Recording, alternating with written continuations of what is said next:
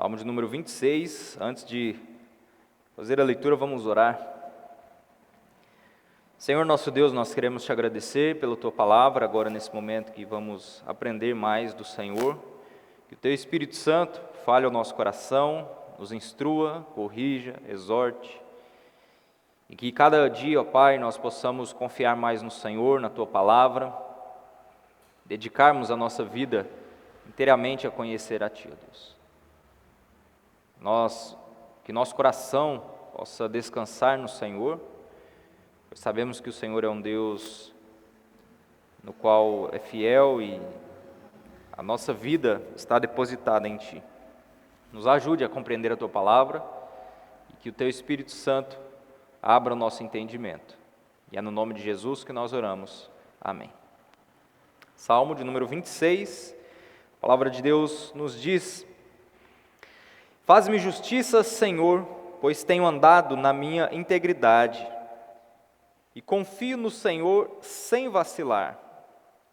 Examina-me, Senhor, e prova-me, sonda o meu coração e os meus pensamentos, pois a tua misericórdia tenho adiante dos olhos e tenho andado na tua verdade.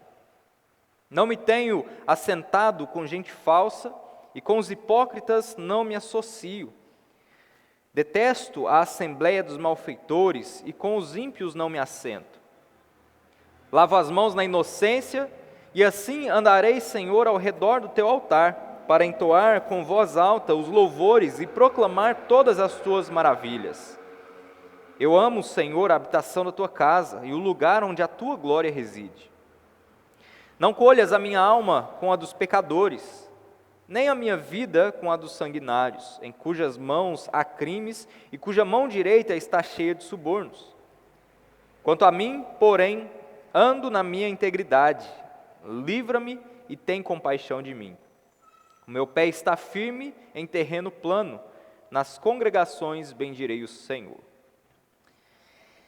O Salmo de número 26 é um salmo de Davi, no qual ele apela para a misericórdia e para o livramento de Deus em meio às suas adversidades. Ele inicia o salmo com uma demonstração de confiança e depois ele segue com algumas afirmações sobre a sua integridade, sobre a sua justiça, sobre o fato de que nele não havia nenhum crime ou nenhum pecado. E por fim ele vai encerrar o texto aqui fazendo um clamor pela misericórdia de Deus. E uma das coisas, um dos tópicos aqui que são fundamentais sobre esse salmo é a respeito da integridade do servo de Deus, a integridade aqui de Davi. E a integridade, ela é parte fundamental do nosso relacionamento com Deus. O que é a integridade? Se a gente pudesse resumir a integridade, poderíamos resumir na seguinte ilustração. Imagine uma barra de ferro que você coloca no tempo. E ela pega sol, chuva, com o passar do tempo, ela vai corroer, ela vai se corromper. A integridade trata-se de algo que é perfeito, não no sentido pleno, mas no sentido de que não há corrupção, de que não foi manchado, ou de algo que não foi corrompido. Então, a gente olha, por exemplo, para a palavra de Deus, nós temos exemplos de dois servos que foram, e que a Escritura mesmo declara que foram homens íntegros. A gente tem a história de Noé, que a Bíblia diz que era um homem justo e íntegro entre os seus contemporâneos, e se você ler depois na continuação do texto ali de Gênesis capítulo 6, você vai perceber que o autor ali, Moisés, vai fazer uma distinção entre aqueles que estavam vivendo ali na sociedade e Noé. Enquanto Noé era íntegro, a sociedade estava corrompida à vista de Deus. Então, a integridade, ela é oposta à corrupção. E a gente tem um outro também, que é Jó, que o próprio Deus declara que ele era um homem justo e íntegro. Então, a integridade trata-se do fato de que nós não nos corrompemos, ou nós estamos vivendo em perfeição. Óbvio que não estou falando aqui sobre uma perfeição completa e plena, mas no sentido de que não há corrupção. Então, a integridade, ela é parte fundamental do nosso relacionamento com Deus. E o que fazia desses dois homens, tanto Noé quanto Jó, homens íntegros. Eu diria que duas coisas, pelo menos, ou duas coisas principais fazia de Noé e Jó homens íntegros. Primeiro, o conhecimento que eles tinham a respeito de Deus, e em segundo lugar, que eles viviam esse conhecimento na prática. E esse ponto aqui é muito importante, porque a integridade, ela não diz respeito só ao fato de nós conhecermos algo, mas principalmente de vivermos isso na prática. Então, alguém que é íntegro, ele não só conhece quem Deus é, mas ele vive de forma coerente com esse conhecimento.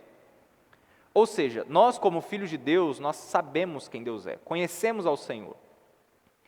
Mas, se nós queremos viver uma vida íntegra, nós não podemos viver como se Deus não existisse. Em outras palavras, a nossa vida prática deve ser uma vida coerente com o fato de que nós conhecemos a Deus. Quem é ímpio, quem está corrompido, rejeita a Deus, não conhece o Senhor, e por isso, nas suas práticas, eles vivem a corrupção. Mas o Filho de Deus não. O Filho de Deus, à medida que ele conhece ao Senhor, ele deve viver de forma coerente com esse tal conhecimento. Então nós vivemos de fato como se Deus estivesse ao nosso lado em todo momento. E é claro que Deus está, mas no sentido que eu estou dizendo é que nós vivemos a nossa vida prática como se Ele literalmente estivesse aqui ao nosso lado, olhando para nós, vendo tudo. E Ele está. E Ele está. Eu espero que você tenha entendido aí o que eu quis dizer com isso.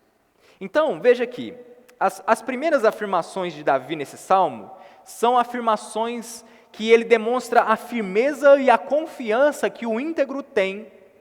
Veja que ele vai dizer, versículos 1 a 3, Faze-me justiça, Senhor, pois tenho andado na minha integridade, e confio no Senhor sem vacilar. Examina-me, Senhor, e prova-me. Sonda o meu coração e os meus pensamentos, pois a tua misericórdia tenho-a diante dos olhos e tenho andado na tua verdade. Veja a confissão de firmeza e de confiança que o íntegro tem. E essa firmeza e essa confiança, elas estão fundamentadas em duas coisas. Primeiro, ela está fundamentada na bondade de Deus. Isso significa que Deus é bom em todo o tempo, em todas as épocas. Deus manifestou a sua bondade ao seu povo, porque Ele é bom. A bondade provém dEle. Então por que Davi confia? Por que Davi tinha firmeza no Senhor? Por saber que Deus é bom. Então essa afirmação de confiança da parte de Davi estava fundamentada em Deus, que é um Deus bom. E em segundo, está fundamentada na verdade do Senhor. Porque ele vai dizer lá no versículo 3, que ele tem andado na verdade de Deus. Então essas duas coisas faziam Davi ter firmeza e confiança. Ele, como íntegro, tinha a certeza, tinha a confiança de que ele estava ali diante do Senhor e confiava, portanto, no Senhor.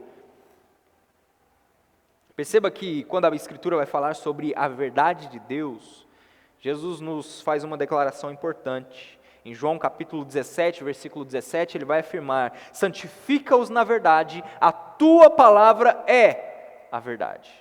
Então, Deus é bom, a sua palavra é também boa, e quando nós andamos segundo a palavra de Deus, nós não só entendemos ou conhecemos aquilo que é bom e faz parte da bondade de Deus, mas nós podemos experimentar a sua bondade. Ou seja, é impossível que alguém que anda na palavra de Deus experimente aquilo que é amargo. E eu não estou dizendo aqui que não experimentar aquilo que é amargo significa que somente coisas boas aos nossos olhos vão acontecer com a nossa vida. Ou que nós não passaremos por aflições, por sofrimentos, por tribulações. Os salmos anteriores que nós lemos até aqui, Davi vai afirmar muitas vezes que mesmo ele sendo íntegro, mesmo ele sendo justo, mas ele passava por tribulações. Então, o que eu quero dizer? Que quando o servo de Deus está fundamentado na sua bondade, ele não sente o amargo. O que isso significa? Significa que, como Davi vai afirmar no Salmo 19, a palavra de Deus ela é mais doce do que o mel e o destilar dos favos. Então, quando nós desfrutamos da bondade de Deus por meio da sua verdade, que é a sua palavra, nós estamos nos alimentando daquilo que é doce. E por mais que as tribulações venham, por mais que os sofrimentos venham, Deus é bom, manifesta a sua bondade na sua palavra. E quando nós andamos na verdade, andamos na palavra de Deus, mesmo que as situações sejam difíceis, mas ainda assim, firmados na bondade de Deus, que é a sua palavra, nós desfrutamos daquilo que é doce, daquilo que é bom. Isso vem da parte de Deus. O que isso significa na prática? Significa que nós podemos chegar com confiança diante de Deus, para que Ele nos ajude nas nossas causas. Porque a primeira expressão de confiança de Davi aqui nesse texto, lá no versículo 1, ele diz: faze-me justiça, Senhor. Veja a confiança de Davi. Faze-me justiça, Senhor. Eu tenho andado na sua bondade, eu tenho andado na sua verdade, e por isso eu clamo que o Senhor faça justiça sobre mim. Eu confio no Senhor, mesmo diante dos meus inimigos, e mesmo diante da minha causa, que agora é uma causa difícil.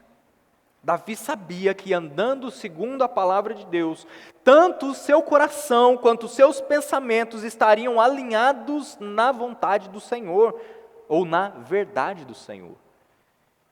Você teria essa mesma ousadia de Davi? Você teria coragem de dizer: Senhor, sonda o meu coração e os meus pensamentos, porque eu sei que todos eles são puros, assim como Davi vai dizer no versículo 2? Você teria essa confiança? De chegar diante da presença de Deus e dizer: Senhor, eu sei que o meu coração, eu sei que os meus pensamentos são puros, o Senhor pode sondar isso. Você teria essa ousadia? Por que Davi tinha? Porque ele sabia da verdade do Senhor manifesta em sua palavra. Ele andava na verdade do Senhor, ele andava em integridade. Davi não havia se corrompido com o mundo. Davi era puro, santo, justo. E ele podia ter confiança da sua integridade, não porque ele estava andando nos seus próprios caminhos, mas porque ele estava andando segundo a verdade de Deus. Por isso desfrutava da bondade do Senhor. Então perceba que ele primeiro aqui vai fazer essas afirmações com respeito à confiança que ele tinha, à firmeza que ele tinha na bondade do Senhor e na verdade de Deus. E agora ele vai nos mostrar o seguinte: qual que é a atitude, então, do íntegro em relação ao ímpio? Porque se nós temos aqui dois opostos, justos e íntegros, justos e injustos, ou íntegros e corruptos, qual que é a relação do justo com aquele que é ímpio? Ou daquele que é íntegro com aquele que está corrompido pelo pecado? E aí ele vai fazer várias afirmações aqui, versículos 4 e 5. Primeiro, ele vai dizer que o justo, ele não se assenta com aqueles que são falsos. Preste atenção aqui. Quando você mora com uma pessoa, vez ou outra, mesmo quando você não tinha esse tipo de atitude, mas vez ou outra você se pega fazendo algo que a outra pessoa também faz. Às vezes no casamento acontece assim: você é solteiro, aí cada um faz uma coisa diferente da outra, aí você se casa, e aí com o passar do tempo vocês vão se moldando um com o outro, e aí de repente, às vezes parece que coisas que antes você detestava, você está fazendo também. Por que isso acontece? Por causa da convivência. Porque na linguagem aqui do Salmo, eu vou utilizar essa ilustração aqui, você está se assentando com alguém. Você está tendo comunhão. Aos poucos, o relacionamento vai se tornando tão íntimo que as mesmas práticas começam a ser adotadas. Às vezes no começo do casamento é assim, né? Um aperta a pasta de dente lá em cima, o outro aperta lá embaixo, aí fica bravo, fala assim: nossa, toda vez que eu chego aqui a pasta de dente está toda torta aqui no banheiro. Um deixa a toalha lá na cama, eu vou nem falar que é o homem normalmente, né? Deixa a toalha na cama, o chinelo lá fora do lugar. Aí às vezes com o passar do tempo até a mulher está fazendo a mesma coisa. Por quê? Ou o contrário, né? Melhor seria o contrário, né? O homem fazendo aquilo que deveria ser feito. Mas por quê? Porque as mesmas práticas começam a ser adotadas. Então, quando alguém se assenta, na linguagem aqui do Salmo, é alguém que está se tornando próximo, alguém que está se tornando íntimo, que passa a fazer as mesmas coisas, a ter as mesmas práticas e falar da mesma maneira.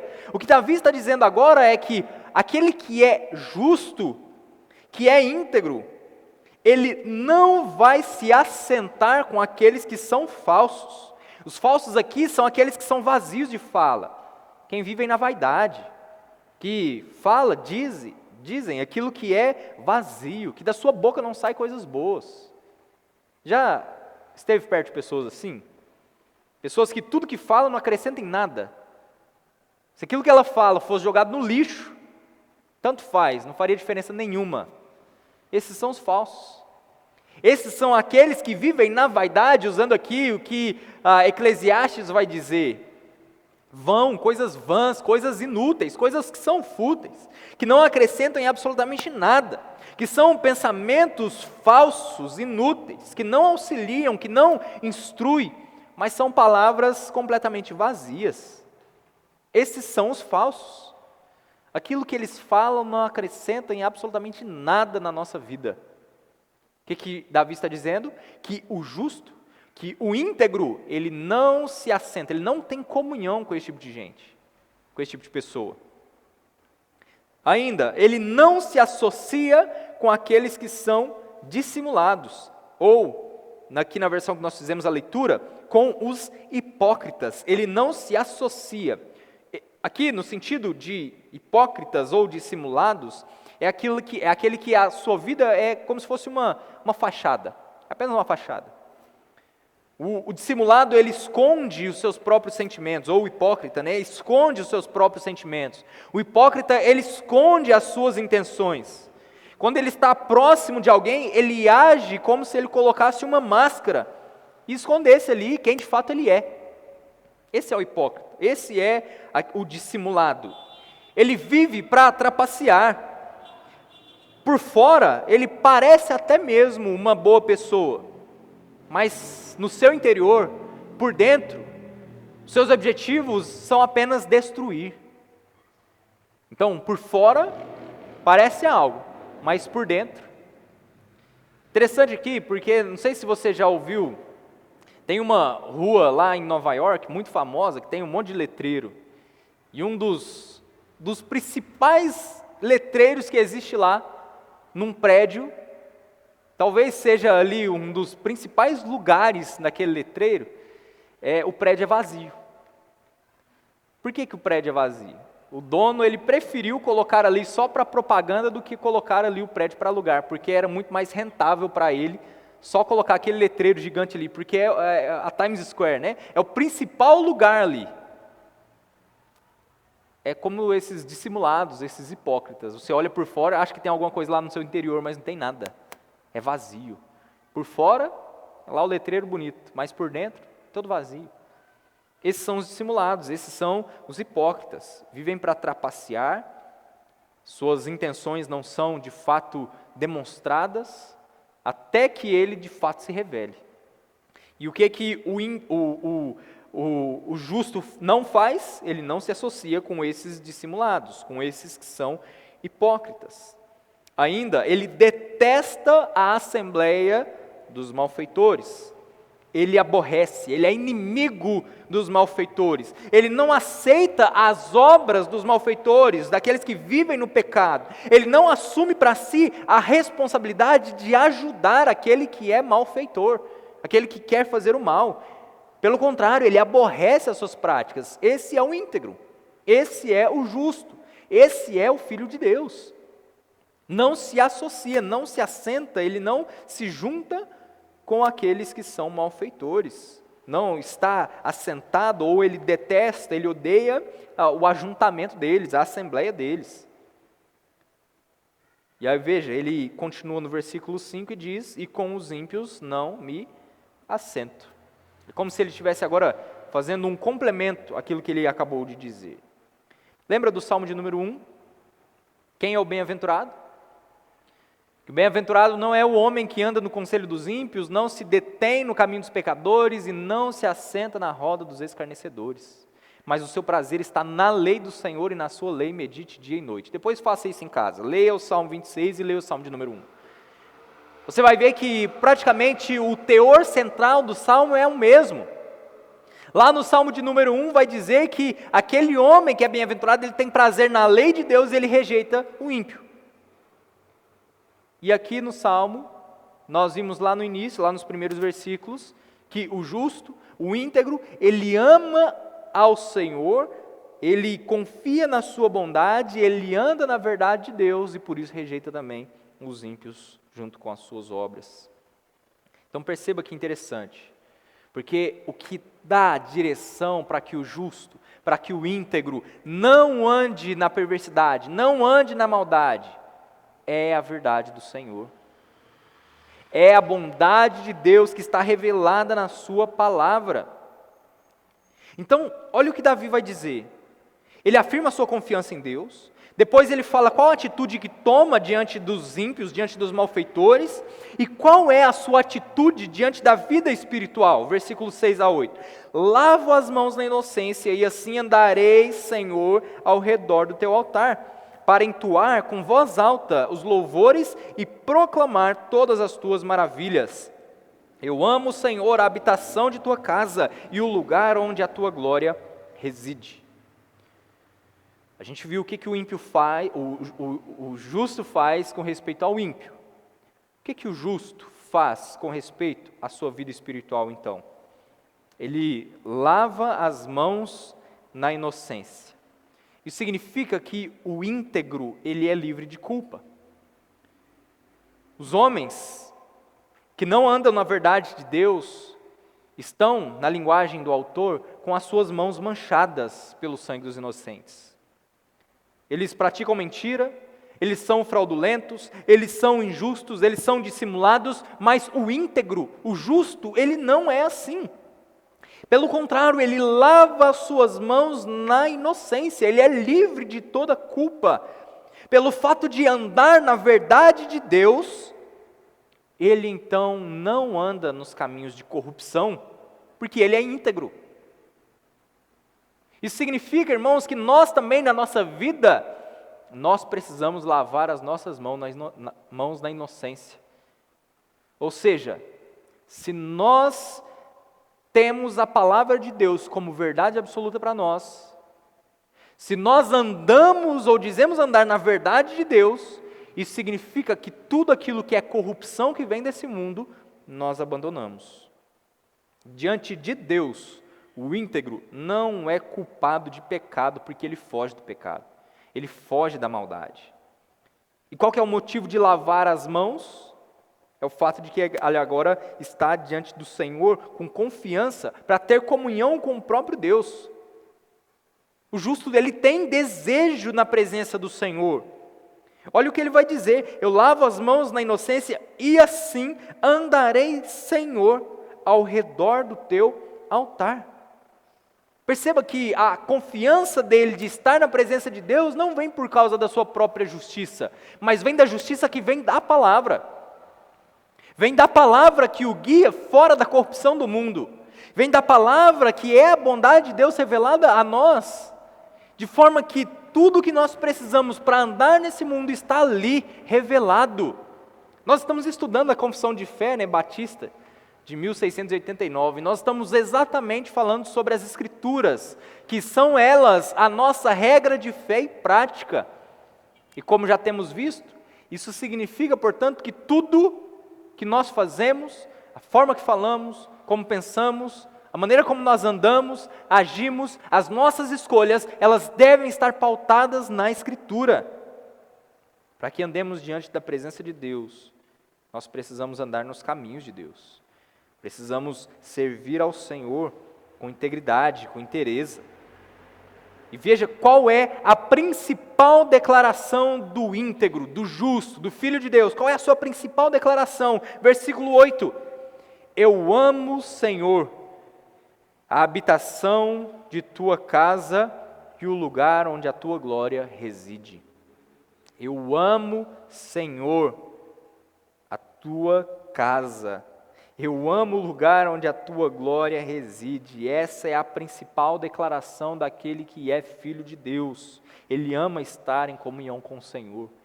Ele tem prazer em estar na casa de Deus. Ele tem prazer em ter comunhão com Deus, comunhão com o povo do Senhor. Será que essa é a declaração que nós temos feito? Essa é a declaração que você tem feito? Eu amo a habitação da tua casa. E perceba que o íntegro, ele não só foge do injusto, do ímpio, daquele que está corrompido, ele não só foge das atitudes que esses homens também têm, mas ele também deseja não ser associado com eles. Olha o que o texto diz, versículos 9 e 10. Não colhes a minha alma com a dos pecadores, nem a minha vida com a dos sanguinários, em cujas mãos há crimes e cuja mão direita está cheia de subornos. Veja que o justo, ele não só deve desejar fugir da aparência, ou fugir, vou dizer, a aparência do mal, como a Escritura nos diz, mas ele também não deseja nem mesmo ser associado com os malfeitores. E veja que muitas vezes nós podemos não praticar as mesmas obras dos ímpios, mas a mesma coisa não é verdade com respeito a ser associado com eles. Às vezes você pode não se corromper com as obras deles, mas só de você ser associado com eles, há prejuízo. O desejo do íntegro é não ser associado, nem mesmo considerado como parte deles. Não colhas a minha alma com a dos pecadores. Imagine agora você numa árvore, você leva lá uma caixa e vai colher ali os frutos. O que você faz com aquele que está bom e aquele que está ruim? Coloca no mesmo lugar? Coloca na mesma caixa? Você vai lá, pega um mamão bom, né? Talvez nem chegou a amadurecer completamente, mas está no ponto certo ali de você colher. Aí você colhe ele, colhe um outro que está podre. Coloca no mesmo lugar. É assim? Por que você separa? Porque um há corrupção e o outro não. Um foi corrompido e o outro está íntegro. Já teve a experiência de você vai numa goiabeira ou qualquer outra árvore, né? Aí você a goiaba desse tamanho aqui, ó. Desse tamanho. Bonita. Você arranca a goiaba, ela de frente está perfeita. Aí por trás veio um bicho e comeu. Dá até tristeza, não dá? Dá até tristeza. Esses são os ímpios. Esses são os dissimulados. Esses são os malfeitores. Esses são aqueles que o salmista vai dizer que não anda com os hipócritas. Você olha de frente aquela fruta lá, frondosa, bonita, bela, a cor dela está perfeita, está lisinha por fora. Aí você tira ela por trás, comida. Um passarinho foi lá e comeu, ou sei lá, qualquer outro bicho. O íntegro, o justo, o Filho de Deus não deseja ou não quer nem mesmo ser associado. Em outras palavras, né? Ele não quer ser colocado no mesmo balaio que os ímpios. Por quê? Porque ele sabe que junto aos pecadores há condenação. Ele sabe que junto aos pecadores há podridão, há miséria. Eles são lançados fora.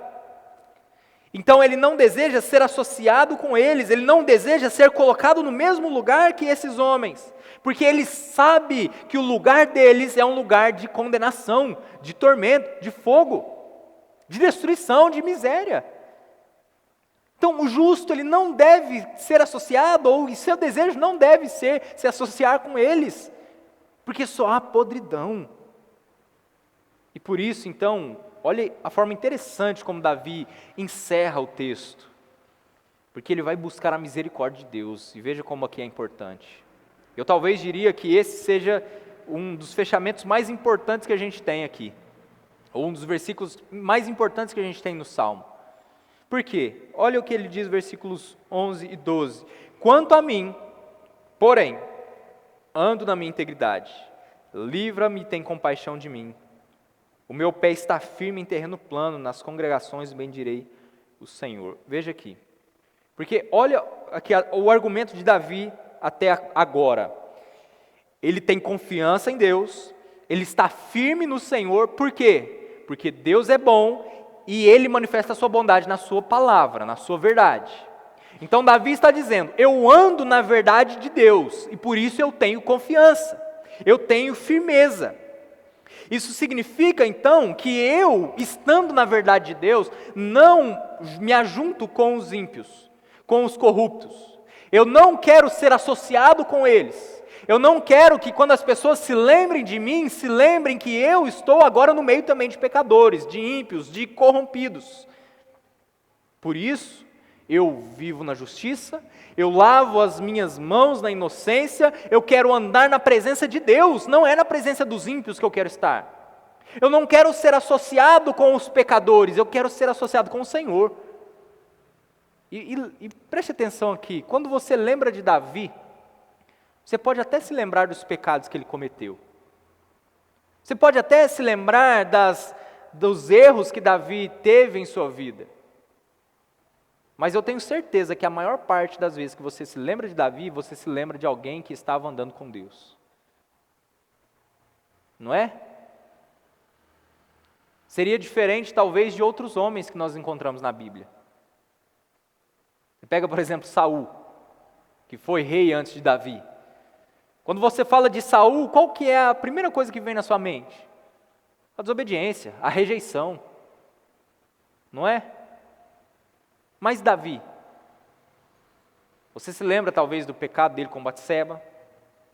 Você se lembra do profeta Natã ali indo exortar Davi, corrigir Davi? Mas você também se lembra que Davi era um homem segundo o coração de Deus. E o porquê isso? Porque mesmo diante dos seus pecados, Davi era um homem que os reconhecia, que se arrependia dos seus pecados e que andava com o Senhor. Então a gente, quando olha para Davi, a gente o associa como alguém que anda com Deus.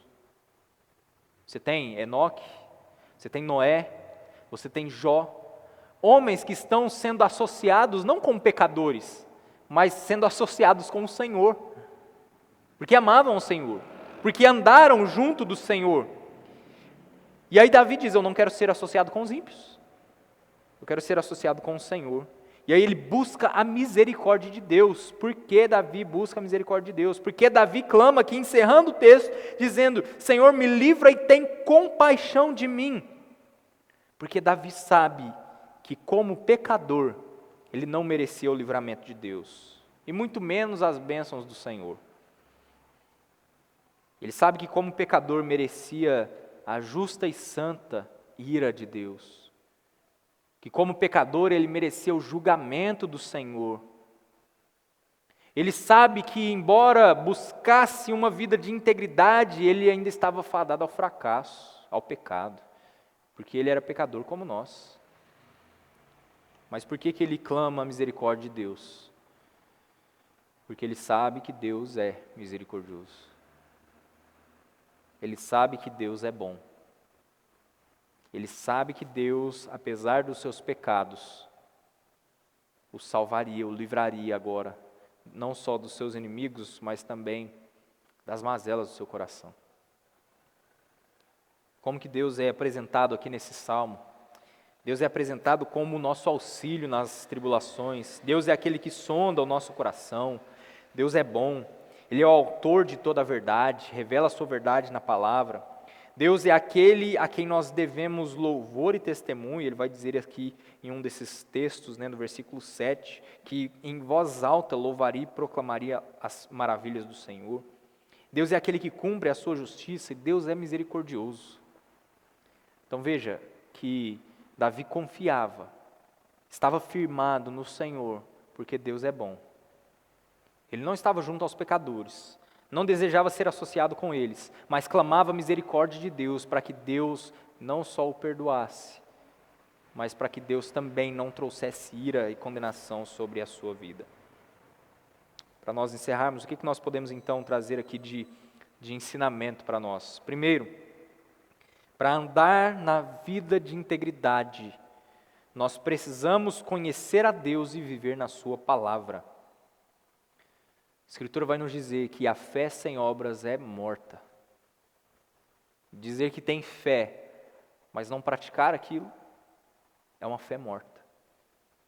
Então, se você quer andar, ou se você quer viver na integridade, você deve não só buscar conhecer ao Senhor, mas também praticar a sua palavra, viver a sua palavra. Seja nos mínimos detalhes, seja em qualquer decisão da sua vida, seja nos pensamentos, nas palavras, nos seus atos, nos seus propósitos. Você deve ter a palavra de Deus como fundamento para a sua vida, como firme fundamento da sua alma. Então, você quer andar na integridade? Conheça a Deus, conheça a sua palavra e viva a sua palavra. Segundo, nós não podemos nos corromper com os pecadores. Nós devemos abandonar todo e qualquer tipo de pecado em nossa vida. Pensamentos, propósitos, palavras, as nossas vontades, atitudes, elas devem ser moldadas pela verdade eterna de Deus. Nós não devemos nos conformar a esse século, não devemos nos conformar às paixões desse mundo, às concupiscências desse mundo, da carne, dos olhos, a soberba da vida, mas nós precisamos nos conformar à vontade eterna de Deus, à palavra do Senhor. Tudo aquilo que fazemos, pensamos, deve ser moldado pela palavra. Se você estiver próximo, perto daquele que está corrompido, você também irá se corromper. Não só por causa do ambiente em que eles estão, mas também pela corrupção que provém deles. Quer um exemplo? Falei lá pega a barra de ferro, coloca lá de fora de casa, sol, chuva, passa ali dias, meses, o que acontece? Ferrugem. Aí você tira ela de lá e coloca em outro ambiente, coloca uma barra de ferro colada nela, o que acontece? Vai ficar íntegra, aquela outra? Com o passar do tempo ela também vai ser corrompida, porque a ferrugem vai passar para ela também. Esse é o ímpio. Se você andar com ele, se associar com ele, amar as coisas que ele faz, você não será corrompido somente por meio do ambiente que ele vive, mas também ele transmitirá a corrupção para você. Já viu aquele ditado, popular? Diga-me com quem tu andas, que eu direi quem tu és. De certa forma, a verdade nesse ditado. Nós podemos conhecer quem somos com as pessoas que nós andamos. Se nós andamos com ímpios e somos associados com eles, obviamente nós também iremos nos conformar com aquilo que eles se conformam. Nos corromper da mesma maneira que eles se corrompem. Terceiro lugar, deve haver no nosso coração sempre a disposição de louvar e testemunhar a respeito das maravilhas de Deus. Eu não dei ênfase aqui nesse verso, mas o versículo de número 7 fala isso. Para entoar com voz alta os louvores e proclamar as tuas maravilhas.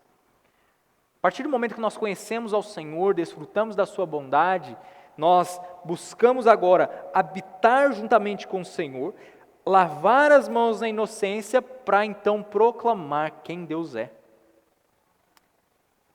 Então nós devemos estar dispostos a louvar e testemunhar a respeito de Deus. E por último, embora você busque uma vida de integridade, de justiça, de retidão, de pureza, lembre-se sempre de que você, todos os dias, é necessitado da misericórdia de Deus. Todos os dias, mesmo que somos justos, mesmo que andamos segundo a palavra de Deus, mas nós ainda assim necessitamos da sua misericórdia. Porque nem sempre, essa é uma realidade sobre nós. Nós andamos segundo a palavra. Às vezes nós nos desviamos, fazemos aquilo que não é correto diante do Senhor. E por isso nós precisamos da misericórdia dEle.